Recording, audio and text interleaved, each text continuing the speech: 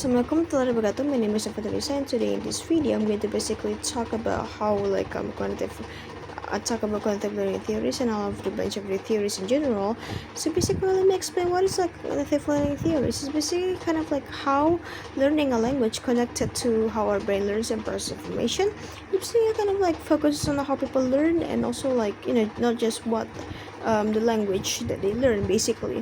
So first of all, maybe I can explain what is processing approaches. Basically, approaches is basically like how these theories study kind of like making the brain processes, like how it processes and like organizes new language information basically. So we can, if I remember correctly, it's like a McLaughlin like theories, if I remember correctly. I think so. It's basically like how learning a language is likely like learning any new skills in general. It's like it takes efforts and also like attention, and we have to like make like a bunch of like practices until it becomes automatic in our brain. It's like basically like driving a car without thinking about about like every step. Like maybe for example, maybe we can say like good morning, how are you, and like you basically like say it a bunch of times every morning until it becomes automatic to your brain because of how many times you uses it. It basically kind of like and there's like fossilization. I think we talked about it in last week topic. Usually kind of like permanent mistakes where it basically like happens when learners make something automatic until it's like automatic before it is correct basically.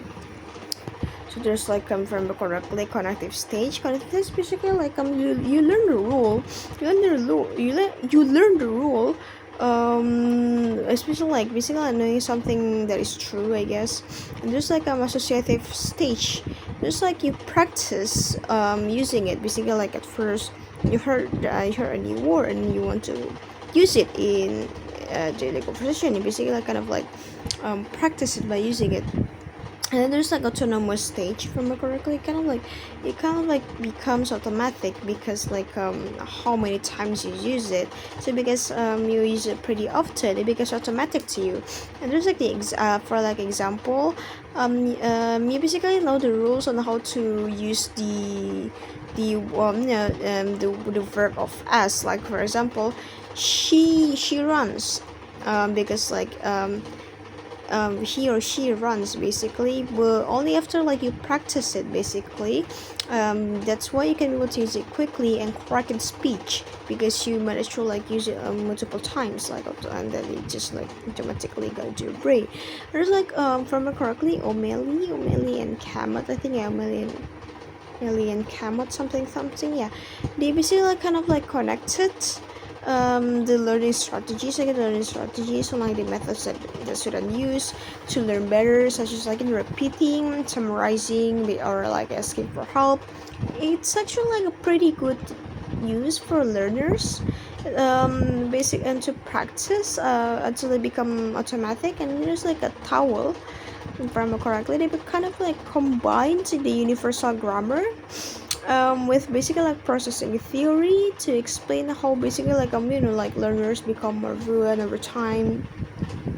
There's like processability, kind of like something processability like theories. It's basically kind of like how learners can only learn like certain grammar, certain structures when their brain is ready to process to process them. There's like so basically like an easy explanation. Language is like language learns like step by step, right? You cannot skip stages, or you cannot be able to like speak English or like the language that you're trying to learn properly. There's and then the second one is like teachable hypothesis, if I'm correctly. Basically like teachers should teach grammar.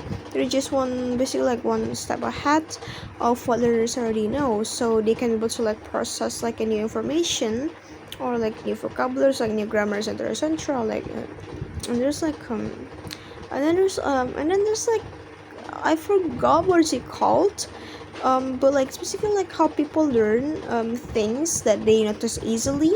There's children usually focus on like patterns that are easy to see or hear, like like kind of like the ends of the words. So for example, the S that I mentioned earlier.